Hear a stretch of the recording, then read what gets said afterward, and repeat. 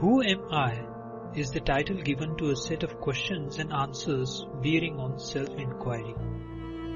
The questions were put to Bhagavan Sri Ramana Maharshi by one Sri M. Sivaprakasam Pillai about the year 1902. Sri Pillai, a graduate in philosophy, was at the time employed in the revenue department of the South Arcot Collectorate. During his visit to Tiruvannamalai in 1902 on official work, he went to Virupaksha Cave on Arunachala Hill and met the master there.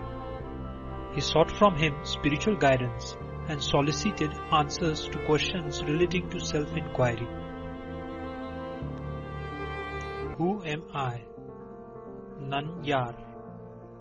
As all living beings desire to be happy always, without misery, as in the case of everyone there is observed supreme love for one's self, and as happiness alone is a cause for love, in order to gain that happiness which is one's nature and which is experienced in the state of deep sleep where there is no mind, one should know one's self. For that, the path of knowledge, the inquiry of the form, who am I, is the principal means.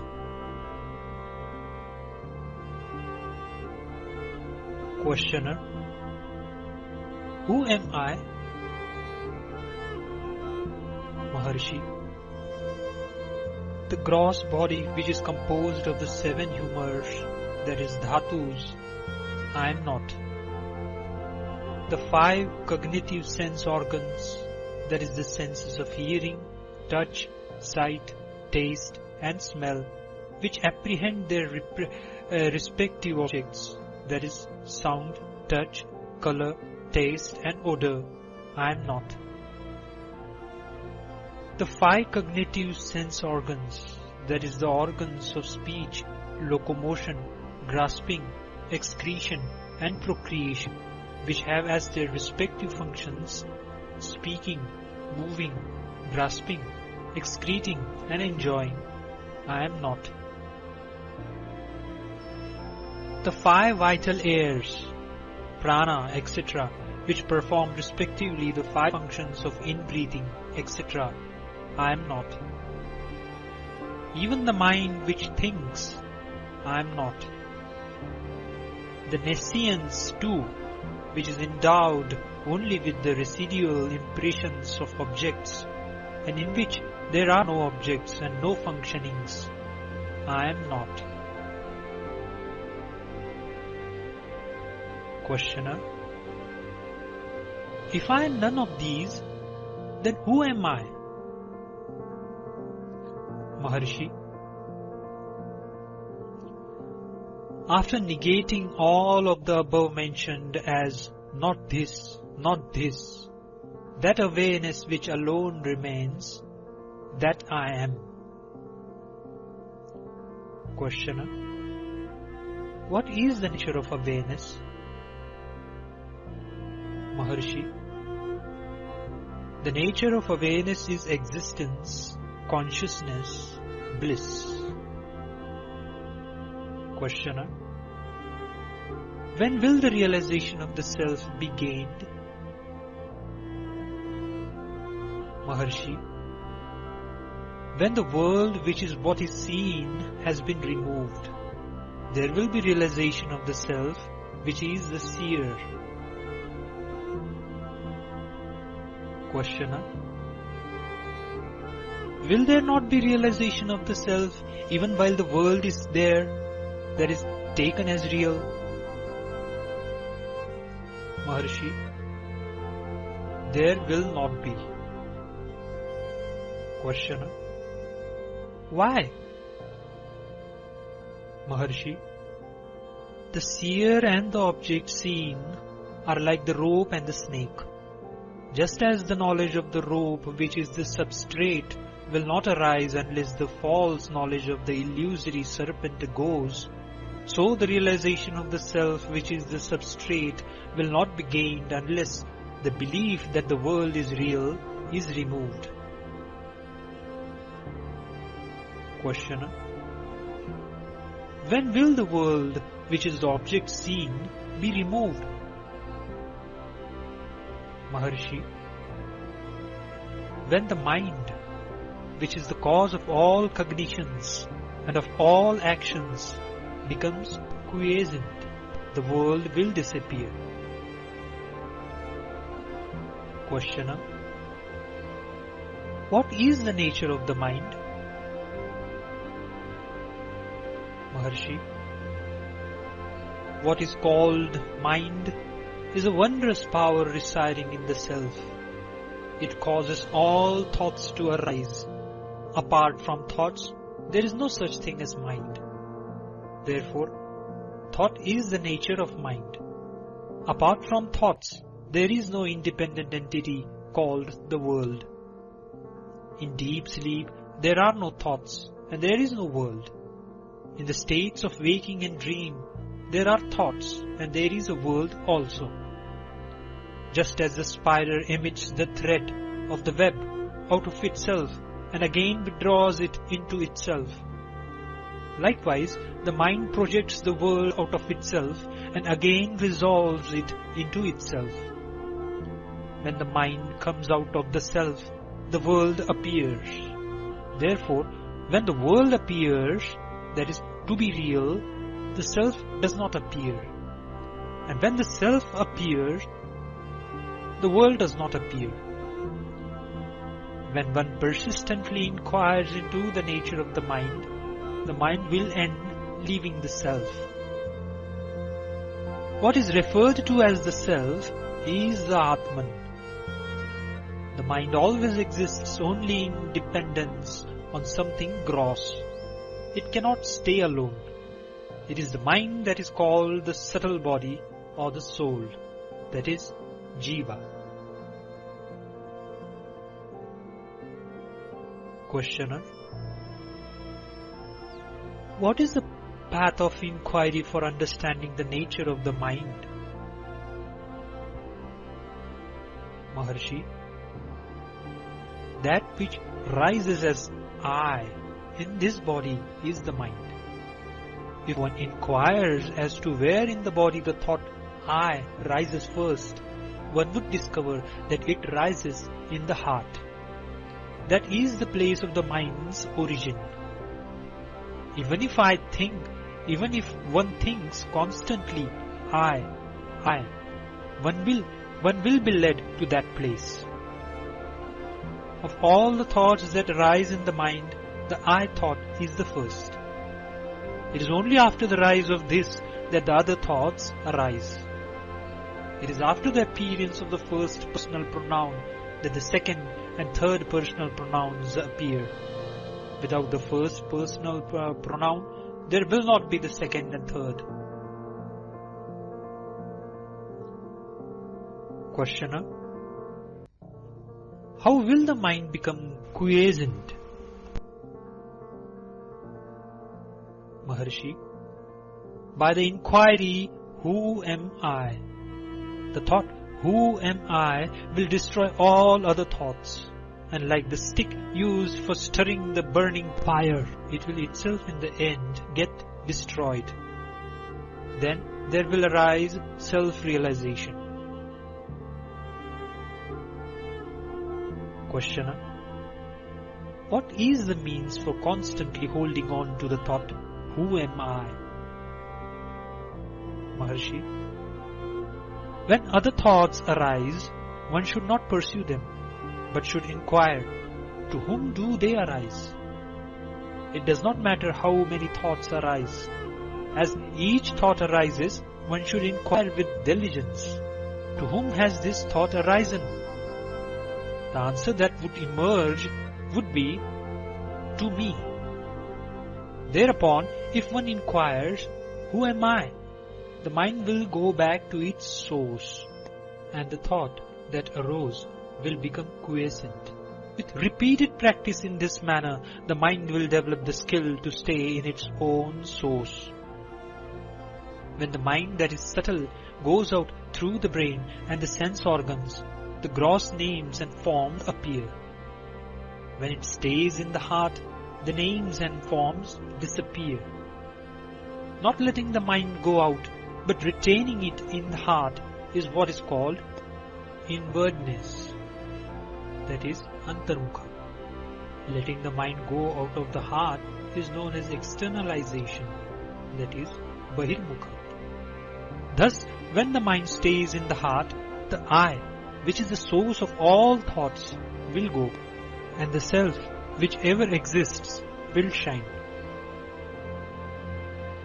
Whatever one does, one should do without the egoity I. If one acts in that way, all will appear as of the nature of Shiva. Questioner: are there no other means for making the mind quiescent? Maharshi: other than inquiry, there are no adequate means. If through other means it is sought to control the mind will appear to be controlled, but will again go forth. Through the control of breath also, the mind will become quiescent, but it will be quiescent only as long as the breath remains controlled. And when the breath resumes, the mind also will again start moving and will wander as impelled by residual impressions. The source is the same for both mind and breath. Thought, indeed, is the nature of the mind. The thought, I, is the first thought of the mind, and that is egoity. It is from that whence egoity originates, that breath also originates. Therefore, when the mind becomes quiescent, the breath is controlled, and when the breath is controlled, the mind becomes quiescent. But in deep sleep, although the mind becomes quiescent, the breath does not stop. This is because of the will of God, so that the body may be preserved and other people may not be under the impression that it is dead. In the state of waking and in samadhi, when the mind becomes quiescent, the breath is controlled. Breath is the gross form of mind. Till the time of death, the mind keeps breath in the body, and when the body dies, the mind takes the breath along with it. Therefore, the exercise of breath control is only an aid rendering the mind quiescent, that is, manonigraha. It will not destroy the mind, that is, manonasha. Like the practice of breath control, meditation on the forms of God, repetition of mantras, restriction on food, etc., are but aids for rendering the mind quiescent. Through meditation on the forms of God and through repetition of mantras, the mind becomes one-pointed. The mind will always be wandering. Just as when a chain is given to an elephant to hold in its trunk, it will go along grasping the chain and nothing else. So also when the mind is occupied with the name or form, it will grasp that alone. When the mind expands in the form of countless thoughts, each thought becomes weak.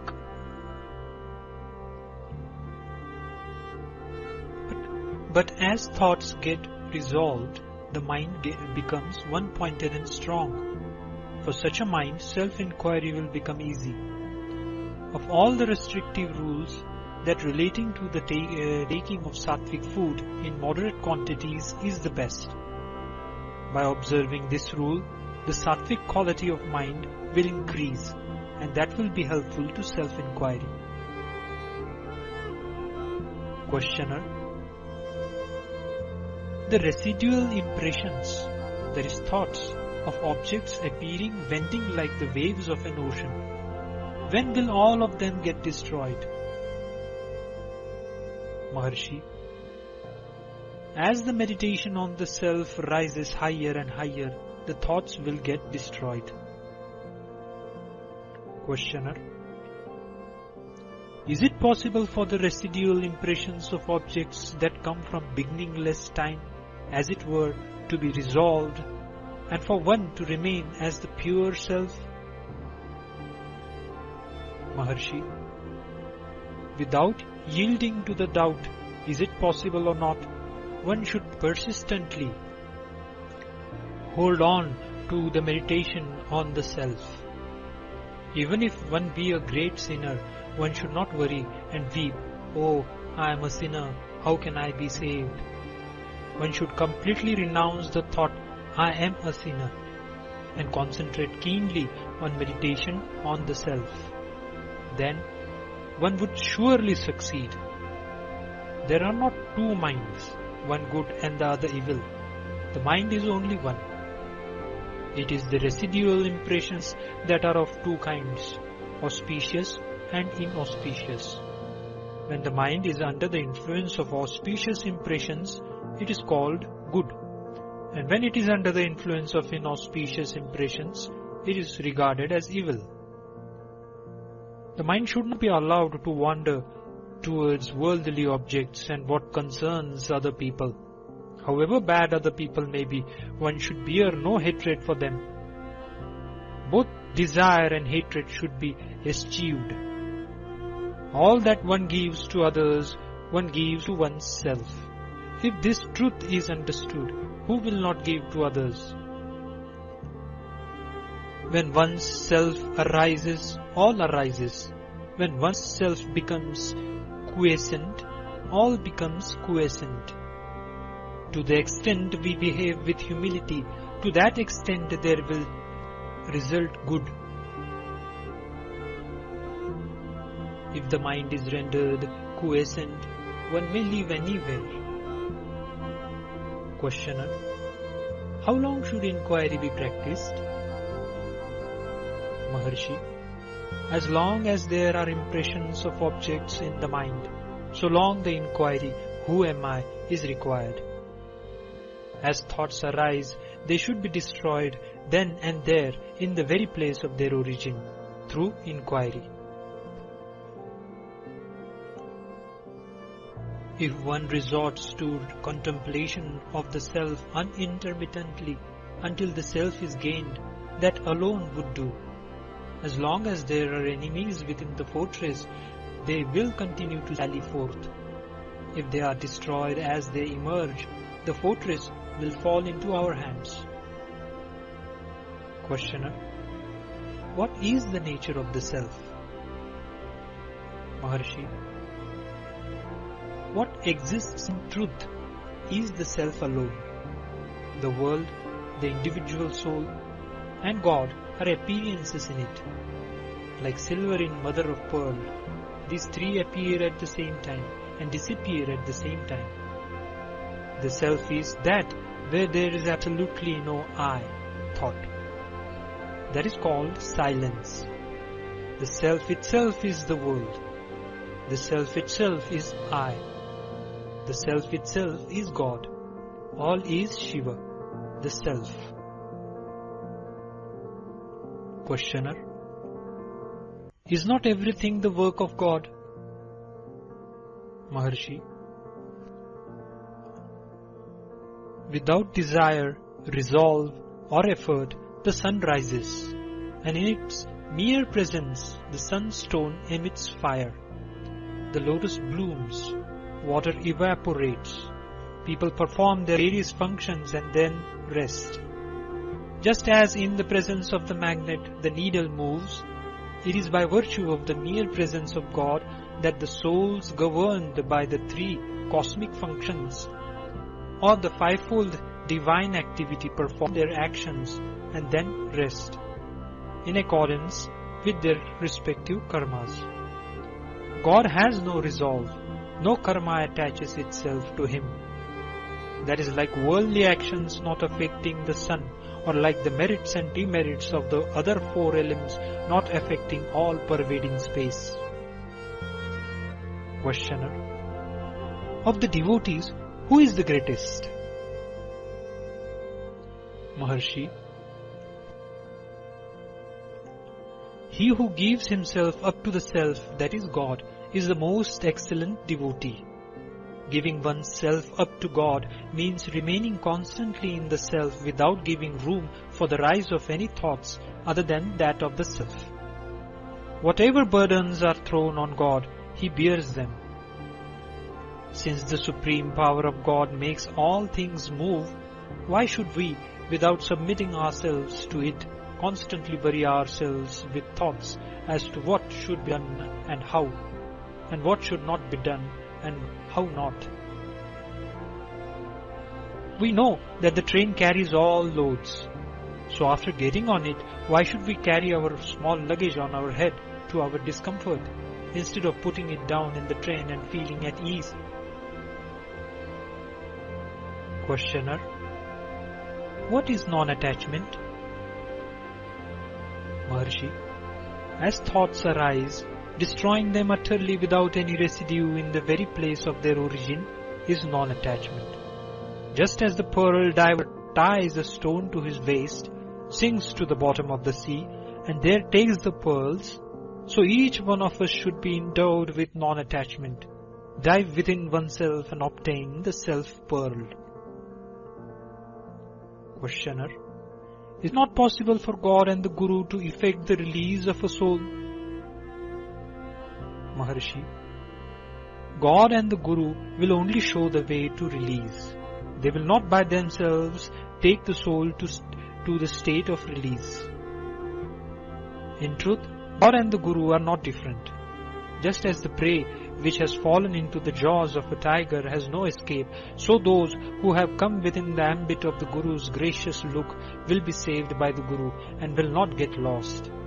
Yet, each one should by his own effort pursue the path shown by God or Guru and gain release. One can know oneself only with one's own eyes of knowledge and not with somebody else's. Does he who is Rama require the help of a mirror to know that he is Rama? Questioner: is it necessary for one who longs for release to inquire into the nature of categories, that is tattvas? Maharshi: just as one who wants to throw away garbage has no need to analyze it and see what it is, so one who wants to know the self has no need to count the number of categories or inquire into their characteristics. What he has to do is to reject altogether the categories that hide the self. The world should be considered like a dream. Questioner: is there no difference between waking and dream? Maharshi: waking is long and a dream short. Other than this, there is no difference. Just as waking happenings seem real while awake, so do those in a dream while dreaming. In dream, the mind takes on another body. In both waking and dream states, thoughts, names and forms occur simultaneously. Questioner: is it any use reading books for those who long for release? Maharshi: all the texts say that in order to gain release one should render the mind quiescent. Therefore their conclusive teaching is that the mind should be rendered quiescent. Once this has been understood, there is no need for endless reading. In order to quieten the mind, one has only to inquire within oneself what oneself is. How could this search be done in books? One should know oneself with one's own eye of wisdom. The self is within the 5 sheaths, but books are outside them. Since the self has to be inquired into by discarding the 5 sheaths, it is futile to search for it in books. There will come a time when one will have to forget all that one has learned. Questioner: what is happiness? Maharshi: happiness is the very nature of the self. Happiness and the self are not different. There is no happiness in any object of world. We imagine through our ignorance that we derive happiness from objects. When the mind goes out, it experiences misery. In truth, when its desires are fulfilled, it returns to its own place and enjoys the happiness that is the self. Similarly, in the states of sleep, samadhi and fainting. And when the object desired is obtained or the object disliked is removed, the mind becomes inward turned and enjoys pure self-happiness. Thus the mind moves without rest, alternately going out of the self and returning to it. Under the tree the shade is pleasant, out in the open the heart is scorching. A person who has been going about in the sun feels cool when he reaches the shade. Someone who keeps on going from the shade into the sun and then back into the shade is a fool. A wise man stays permanently in the shade. Similarly, the mind of the one who knows the truth does not leave Brahman. The mind of the ignorant, on the contrary, revolves in the world, feeling miserable, and for a little time returns to the Brahman to experience happiness. In fact, what is called the world is only thought. When the world disappears, that is when there is no thought, the mind experiences happiness. And when the world appears, it goes through misery. Questioner: what is wisdom insight? That is, Jnana Drishti. Maharshi: remaining quiet is what is called wisdom insight or Jnana Drishti. To remain quiet is to resolve the mind in the self. Telepathy, knowing past, present and future happenings, and clairvoyance do not constitute wisdom insight. Questioner: what is the relation between desirelessness and wisdom? Maharshi: desirelessness is wisdom. The two are not different. They are the same. Desirelessness is refraining from turning the mind toward any object. Wisdom means the appearance of no object. In other words, not seeking what is other than the self is detachment or desirelessness. Not leaving the self is wisdom. Questioner: what is the difference between inquiry and meditation? Maharshi: inquiry consists in retaining the mind in the self.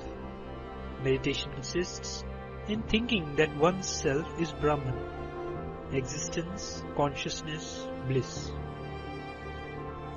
Questioner: what is release? Maharshi: inquiring into the nature of one's self that is in bondage and realizing one's true nature is release.